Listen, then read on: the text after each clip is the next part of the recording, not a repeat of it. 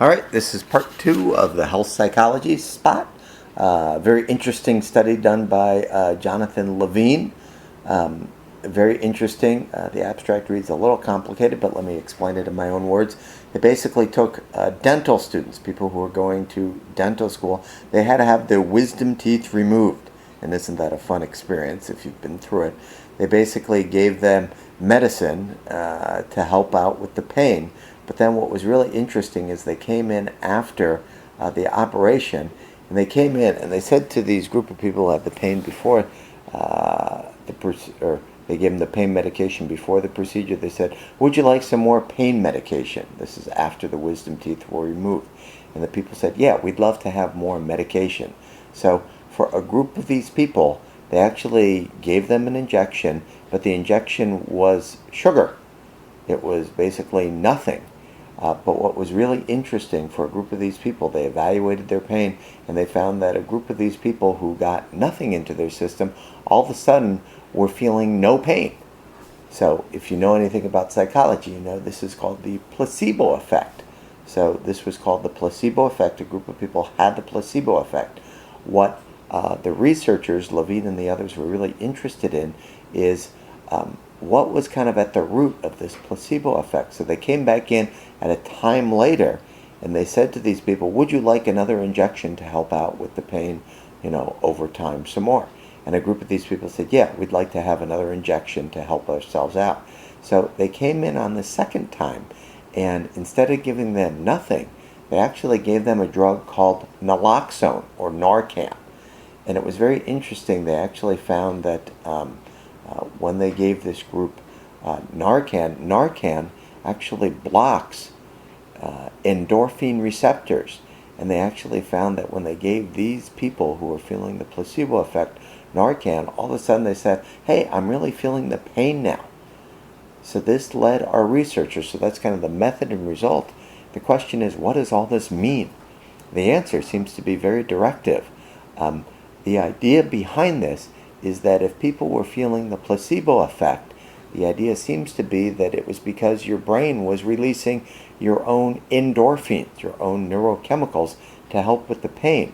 Because if you came back in the next phase and you gave them Narcan, which is a drug that blocks the endorphins, all of a sudden they were feeling the pain. So this study suggested that when people are feeling the placebo effect, it's not just a subjective thing. People are actually getting their own endorphins in their brain to be released. Because if you give Narcan or naloxone to block it, all of a sudden they don't feel it anymore. They feel the pain. So this suggests a mind-body link between analgesia and the placebo effect and what's going on physiologically. Another study that I have here, maybe this would go a bit better with the ones I mentioned before, the idea of burnout, once again in health psychology. Burnout is the idea, if you're familiar with it, they actually did a study where they looked at a group of employees at a business company, and they found that these employees, if they were on their jobs and they felt really emotionally exhausted, like they answered survey questions to say, "You know what, I'm really tired of my job, I'm really stressed out with my job, I have emotional exhaustion." If they had that, if they had a sense of depersonalization, meaning if they had a sense of, I'm just a name, I'm just a number, I don't really feel attached to my job at all. If they had high levels of emotional exhaustion, high levels of depersonalization, and they also had reduced personal accomplishments. So you asked them about their jobs and what they feel like they were getting done, and they said, "You know what, I don't feel like I'm getting anything good out of my job here. Everything is bad, everything is lousy, I'm not doing anything unique and creative." For people who had high levels of emotional exhaustion, depersonalization, and had reduced personal accomplishment, these people were found to be having burnout. They would want to lose their jobs. They would feel very stressed out all the time. So this is the concept of burnout. Once again, if you want to look up a little more on burnout, you certainly can. This was done by Maslach, and this is considered health psychology, how stress affects our organizational job situation. Another very interesting study done by Kobasa. Very interesting. She was working with managers at AT&T in the late 1970s. And she was working with these managers, and all these managers with AT&T, Ma Bell, knew they were going to lose their jobs because deregulation had hit. The great big jobs were going to be ending. She found that half the people who were upper management seemed to have very poor health. The other group of managers seemed to have good health. And what she was interested in doing is figuring out what the difference was between these two groups of people.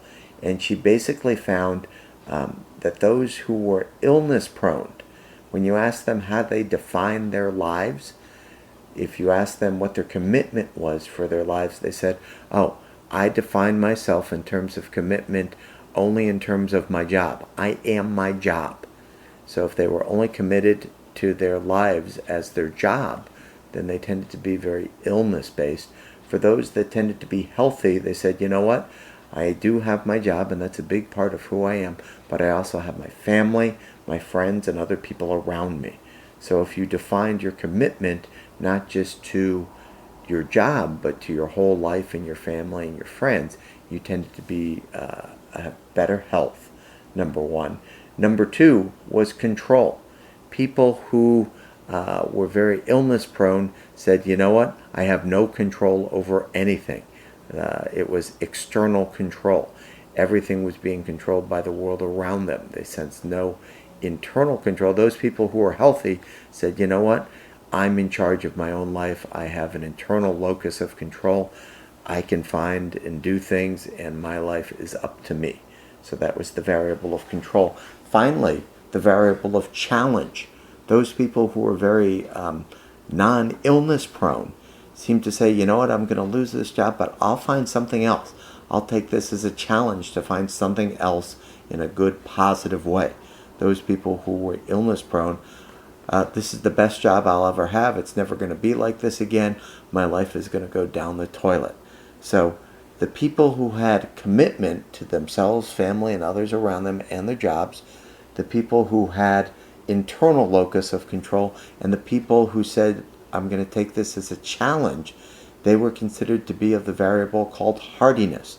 So hardiness is the idea that you take the stressful life events and you know what to do about them. You have an optimistic, positive, serious demeanor about the future. And that came from this health psychology research by Kobasa. So I think I have two last studies to share with you.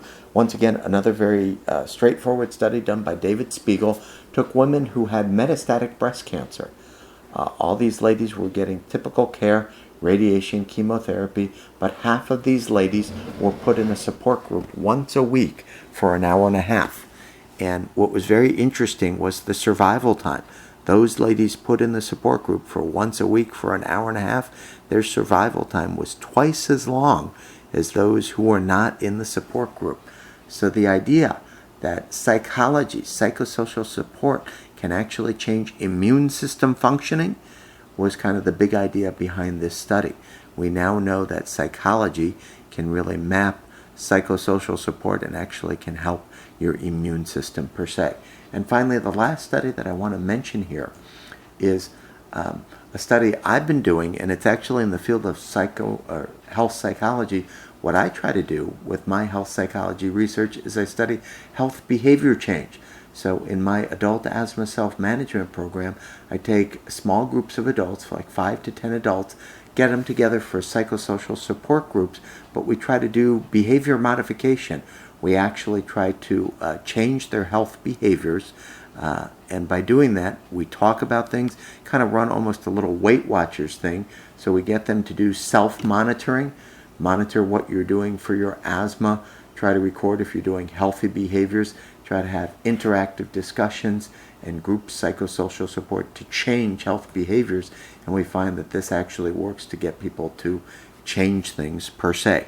So what I'm going to ask you to do is, with all of these acoustic presentations, summarize each of these abstracts per se, and what I'm going to ask that you do is see if you can actually find, we'll say, 3 extra studies. So I've shared with you about 6 or 7 studies here. Try to find 3 extra studies where they're actually looking at this field of health psychology or psychoneuroimmunology, and put the abstracts into your assignment and kind of type up a summary of 3 more abstracts that you basically find in the field of psychoneuroimmunology.